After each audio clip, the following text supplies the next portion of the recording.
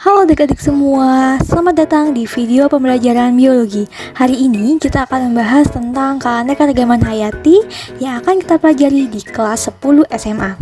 Materi ini akan dibawakan oleh saya sendiri, Hesti Perwitasari. Nah, ada pun pokok pembahasan yang akan kita bahas.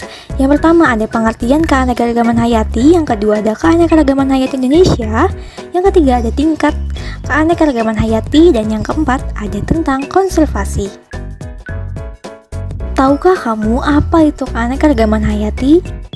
Jadi, keanekaragaman atau biodiversitas adalah variasi organisme hidup pada 3 tingkatan utama, yaitu ada keanekaragaman gen, spesies, dan juga ada keanekaragaman ekosistem.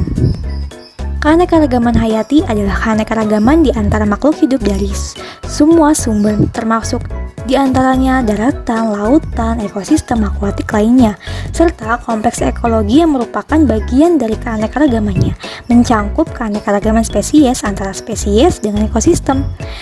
Hal ini dikutip dari Undang-Undang Nomor 5 Tahun 1994. Apa saja sih tingkat utama keanekaragaman? Yang pertama, ada keanekaragaman gen. Jadi, keanekaragaman gen itu adalah variasi atau perbedaan gen yang terjadi di dalam suatu jenis atau spesies makhluk hidup. Sedangkan keanekaragaman spesies adalah perbedaan yang dapat ditemukan pada komunitas atau suatu kelompok dengan berbagai spesies di suatu tempat. Sedangkan keanekaragaman ekosistem adalah keanekaragaman ekosistem yang terbentuk karena berbagai kelompok spesies yang menyesuaikan diri dengan lingkungannya. Kemudian, terjadi hubungan yang saling mempengaruhi. Jadi, keanekaragaman genetik pada suatu organisme dikendalikan oleh gen-gen yang terdapat di dalam kromosom yang dimilikinya. Contohnya, pada buah pisang, Musa parasidiaka, memiliki bentuk warna dan tekstur dan rasa daging yang berbeda. Pisang memiliki beberapa varietas, antara lain ada pisang raja uli, pisang raja jambe, dan serai. Dan ketiga pisang ini hampir sama, namun terdapat perbedaan-perbedaan genetik.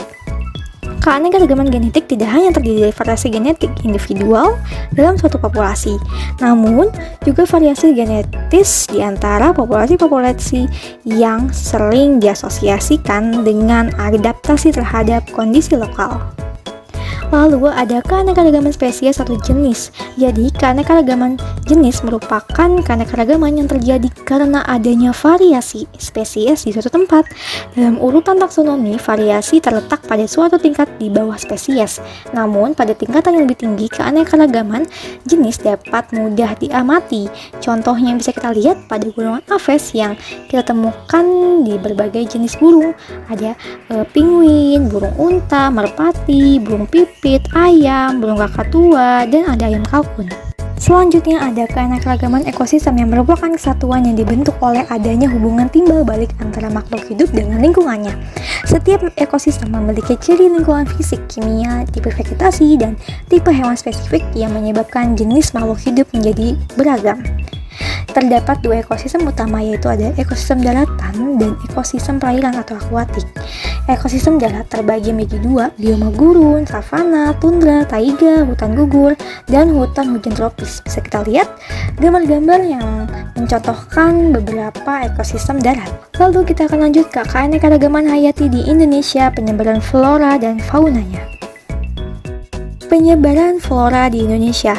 Flora Indonesia termasuk kawasan Malaysiana, meliputi Malaysia, Filipina, Indonesia, dan Papua Nugini. Menurut Van Welzen and Silk Botanist dari Belanda, flora Malaysiana terbagi dalam flora daratan Sunda, Sahul, dan Tengah atau Wales yang khas dan endemik. Contoh flora Sunda yaitu Nepes gymnoptera atau kantong semar yang merupakan tumbuhan pemakan serangga. Ada flora Sahul yang contohnya yaitu Myristica fragrans. Sedangkan untuk kawasan Wales ada Eucalyptus degrappa atau pohon pelangi karena memiliki batang yang berwarna-warni. Selanjutnya, penyebaran fauna di Indonesia. Fauna di Indonesia dipengaruhi oleh aspek geografi, peristiwa geografi, dan peristiwa geologi benua Asia dan Australia. Daerah persebaran fauna di Indonesia terbagi menjadi 3 kawasan, yaitu ada kawasan Indonesia bagian barat, kawasan peralihan, dan kawasan Indonesia bagian timur. Yang pertama ada kawasan Indonesia bagian Barat. Kawasan Indonesia bagian Barat meliputi Sumatera, Jawa, Kalimantan, dan Bali. Kawasan ini dibatasi oleh garis imaginer Wallace yang terletak di antara Kalimantan dengan Sulawesi, antara lain Bali dan Lombok. Garis Wallace ditemukan oleh Alfred Russel Wallace pada abad ke-19. Contoh faunanya antara lain ada orang utan, badak Jawa, dan macan tutul. Yang kedua ada kawasan peralihan. Kawasan peralihan meliputi Sulawesi, Maluku, Sumbawa, Sumba, Lombok, dan Timur. Kawasan peralihan ini dibatasi oleh garis Wallace di sebelah barat dan garis Lydekker di sebelah timur. Di antara kedua garis ini terdapat garis keseimbangan Weber yang terletak di sebelah timur Sulawesi. Garis Weber dikemukakan oleh Max-Chart Wilhelm Weber. Contoh fauna di kawasan ini antara lainnya yaitu ada komodo, Varanus komodoensis. Lalu ada anoa pegunungan, Bubalus quarrelesi, dan maleo atau Macrocephalon maleo. Dan yang ketiga ada kawasan Indonesia bagian timur. Kawasan Indonesia bagian timur dibatasi oleh garis Lydekker yang meliputi Papua dan pulau-pulau kecil di sekitarnya. Contoh fauna pada kawasan ini adalah yang pertama ada walibi kecil atau Dorsopulus van Herney, yang kedua ada kupu-kupu sayap burung, ada Ornithoptera, dan ular sanca hijau atau Chondrophyton viridis. Adapun fungsi dan manfaat keanekaragaman hayati di Indonesia. Yang pertama, sebagai sumber pangan, contohnya pada tanaman padi sebagai bahan makanan pokok.